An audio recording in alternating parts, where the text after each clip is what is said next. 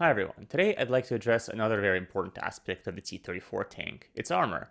Now, what I often hear is that Soviet tank designers neglected this aspect of the tank, and if you look at the actual armor thicknesses, well, it started the war at 45 millimeters, sloped at 60 degrees. It ended the war with 45 millimeters, sloped at 60 degrees, and it's very easy to come to the conclusion that this armor protection was just something that's really not all that important to Soviet tank designers. Well, of course, as usual, the real story is a little bit more complicated than that. And so today I was going to talk about the evolution of the T-34's armor and the various factors that affected it. Now, if you read my book, Designing the T-34, then you probably know that the T-34, or rather its predecessors, the A-20, the BT-20, were developed with armor that was designed to withstand heavy machine guns, so 50 caliber, 12.7 millimeter machine guns. And this armor, all you needed was about 25 millimeters of armor, and positioning it at an angle of, at that point, just 20 degrees was enough to withstand this kind of weapon. However, during even the initial requirements phase, the ABTU, the Army's Tank Directorate, it expressed the desire, well, maybe it would be nice to have a tank with 40 to 50 millimeters of armor that could resist not just machine guns, but artillery shells. But that idea was shelved for a little bit. The two prototypes, the A-20 and the A-32, they had bulletproof armor. Heavy bullets from heavy machine guns, but still bulletproof. And that remained the case until the engine in the trials turned out to generate a lot of power, a lot more power than was necessary, because you don't really need your tank to drive around at 80 kilometers an hour. It's just not that kind of vehicle. And so there were some calculations done, and it turned out that you could radically increase the armor of the T-34 tank all the way around, not just in the front, for a weight increase of just 1.6 tons. Now, 1.6 tons was, of course, a lot of weight, but at that point, the A-32 weighed under 20 tons, and so there was a long way to go before it reached 26 tons of the T-34. Trials were conducted with an A-32 tank weighed down with dummy weight to simulate the weight of this new armor. It turned out that the tank and its automotive components could take the extra weight, and so perfect. The T-34 tank went into production with 45 millimeters of armor all around. Trials held with the A-34 tanks in Moscow showed that this armor was enough to withstand hits from both the Soviet 45mm gun and the Vickers 37mm gun captured in Finland. So even at that time, it was known that 45 millimeters of armor was not enough to fully resist the Soviet 45mm gun, and that was kind of shown in these penetration trials, where even though the armor wasn't penetrated completely, there was still some behind armor damage, and the welding seams did crack. So additional armor protection was being developed for the T-34 tank pretty much as soon as it went into production. This extra armor consisted of 15 millimeter thick plates, although in the two prototypes that were built, 13 millimeter thick plates were used because that's the thickness of armor left over from BT-7 tanks. This extra armor was spaced.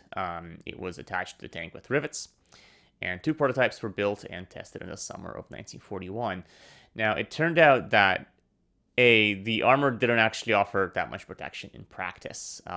It would withstand a hit from a 45 millimeter gun, which the protection did improve. It took an extra 50-ish meters per second of muzzle velocity to go through the armor that the shell otherwise would have been able to penetrate. But unfortunately, the spaced armor was single use. After a hit, it would break off, and then, of course, the hit after that would be able to penetrate the armor as usual. It was also quite time-consuming and expensive to install, and so the idea was quietly dropped because it was just not worth it, especially since the performance of the T-34 tank in the war that had started around that time showed that, well, the armor is actually good enough. The T-34 has problems, but insufficient thickness of the armor is not one of them. The second wave of improvements in the T-34's armor actually came in the fall of 1941. So it turned out that, yeah, the front armor of the tank is pretty resistant against 37 and even 50 millimeter guns, but the Germans had an ace up their sleeve, armor-piercing composite rigid or subcaliber penetrating shot, which had a core of tungsten that would punch through armor at much higher velocity than a regular AP shell would. especially the long German 50mm gun, the POC 38, and then later the Kampfwagen Kanone 39s, they could penetrate the front of a T-34 tank. And so additional armor was developed to resist those shells. The idea was that a 50mm thick applique armor would be installed on top of the initial 45mm plate, and then over time production would transition to monolithic 60mm thick plate. And so tanks with applique armor went into production in January of 1942. Now, the issue with this armor was that, as before, it was time-consuming to install. Usually it only protected the front. Some factories, each factory had its own interpretation of these requirements. Some factories did add extra armor to the sides and the front of the turret, but it only protected a fairly small profile of the tank. Later, it turned out that the subcaliber shot that it was developed to protect the T-34 against, it wasn't particularly common. And in February of 1942, about a month and a half after the tank entered production, it was canceled. It was permitted to reuse all of the hulls that had the applique armor installed, and that's why you see, especially in like Stalingrad, tanks coming off the assembly line with this armor even in June, July. But only a couple of hundred T-34s with this extra armor were built. It turned out that, well, it really isn't all that necessary, and it's not worth the trouble. The third wave of improvements to the T-34's armor came in the fall of that same year, 1942. So it turned out that while the front of the tank was still a fairly tough target for German artillery, the sides were a bit more vulnerable. They were vulnerable against the same 50mm PCR, and now you have an additional threat of 75mm heat. So the shaped charged warheads, they weren't affected by distance, so as long as they hit the side of the tank with a heat shell, it would probably penetrate. This was, again, a somewhat of a rare occurrence, more rare than regular HE or AP shells, but it was still a threat that the Soviets needed to deal with. So work began on some trials in September of 1942, and they came up with spaced armor that you've probably seen. It kind of looks like this. So there was extra protection for the front of the tank, but not the front of the hull. There was extra protection for the sides, and you can see these shields here that flip down that actually protect the T-34's vertical side. The 45mm thick vertical side was the most vulnerable part of the tank, and if you could get a shell in between the wheels, then you could penetrate even with a 37mm POC. Production of this tank was done in a very small batch. There was only enough to equip 2 regiments, and these regiments went into battle during the Battle of Kursk. Now, the good news was that the armor was powerful enough indeed to protect against 50mm PCR and 75mm heat. The bad news is that by the summer of 1943, the Germans were using very few 50mm and short 75mm guns. The main threats of the T-34 were now the long 75mm, so either the POC 40 or the Kampfwagen Kanone 40, or even stronger, the new 88mm tank and anti-tank guns on the Ferdinand and on a towed chassis, the POC 43. And so, well, it turned out that this armor was, again, no longer necessary, not because it didn't work the way it was intended to, but because the enemy's weapons evolved and protection of the tank needed to improve. So while all of these experimental upgrades to the armor were going on, the T-34 tank design wasn't sitting still. As I mentioned in another video, around this time, the 85mm gun was developed, and as of January 1944, these tanks were produced as the T-34-85. Now, there was another tank that was developed around this time, the T-34-85M. And this version of the tank had thicker armor than the original. The turret was 90mm thick, and then the hull was 75mm thick, while still angled at the same angle. So this radically increased the protection of the tank without actually increasing its weight that much. The prototypes that were built weighed about 33 tons because the armor wasn't just thickened in the front. It was actually thinned out in other places like the rear and the floor. And just in case, the gearbox ratio was redesigned to give the tanks a little bit more torque, potentially at the expense of maximum speed. And trials showed that in practice, there was no difference between regular T-34-85 tanks and these experimental up-armored tanks. Now, unfortunately for the T-34-85M, it turned out that, well, the enemy wasn't sleeping either, and while this extra armor helped against things like the 75mm POC-40, didn't help that much against the longer Panthers 75mm gun or the long 88, the POC-43. And so another big issue is that the Red Army already had two gearboxes for the T-34 in service at the same time, the 4-speed and the later 5-speed, and they really, really didn't want to introduce a third kind of gearbox. Now, interestingly enough, while the hull armor was considered to be not up to par, the turret was considered to be fine, and it was actually put into production depending on the factory in the spring-summer of 1944.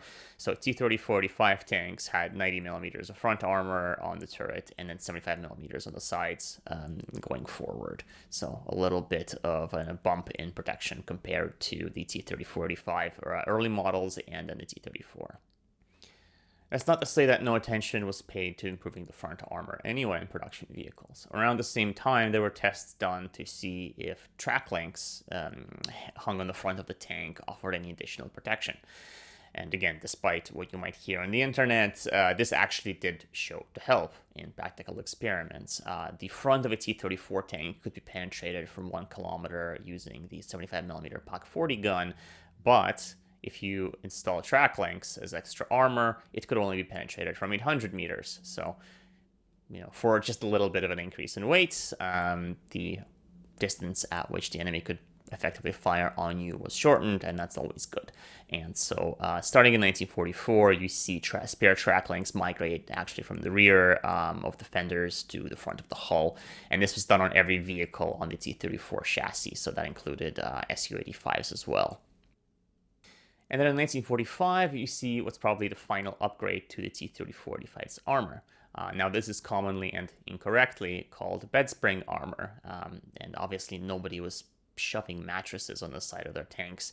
These were purpose-made Anti-Panzerfaust meshes that were invented by the engineer Major Tsiganov, the same guy that made BTIS tanks and BTSV tanks before the war, and also the very strange and probably ineffective concrete armor add-on for the T-34.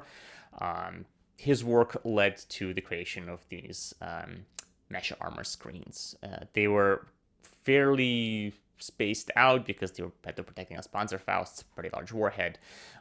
So you had 4x4 centimeter grids of wire between 0.5 and 0.8 millimeters, so 20 to 22 gauge. And upon impact, the Panzerfaust warhead would burst.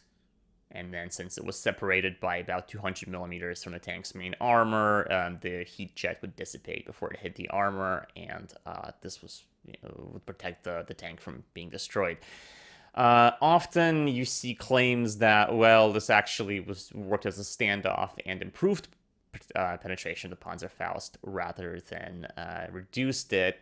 However, interestingly enough, on the Western Front, the Allies were doing the same thing, and you actually see development of not the same kind of mesh screen, but still a mesh screen to protect against the Panzerfaust. This, of course, ran into practical limitations. In case of the British and the Americans, the width of a Bailey bridge. And so you see all sorts of interesting things like collapsible screens and screens installed at an angle to help protect mostly the Sherman and Churchill were the subjects of these experiments, to help protect these tanks from Panzerfausts. And again, same as with the Soviets, this protection was in fact effective, despite what you might read on the internet. Now, it was only effective against the smaller Panzerfausts. Something like a Panzerfaust 60 or Panzerfaust 100 might still penetrate the armor, but it was better to have protection from smaller Panzerfausts than no protection at all. And that's why you do see a lot of experiments and a lot of development of this type of armor until the end of the war in Europe. There was actually a small batch of these fancy folding screens developed for Churchill tanks, but there was no point in it. The war had ended by then. And I have an article that I'll link to in the comments with lots and lots more details about development of various protection against the Panzerfaust, but the short of it is that no, these weren't mattress springs, and yes, they did actually work. So as you can see, the protection of the T-34 tank continued to evolve throughout the entire war, matching the threats that it faced on the battlefield. Now, as with any experiment, some of these were successful, some of these were not successful, but the successful experiments were, of course, implemented into production, and that's why you can see the protection of the tank improve between 1941 and 1945. It is definitely unfair and incorrect to say that protection of the T-34 was not important to Soviet designers, or that it was somehow neglected throughout the years of the Second World War.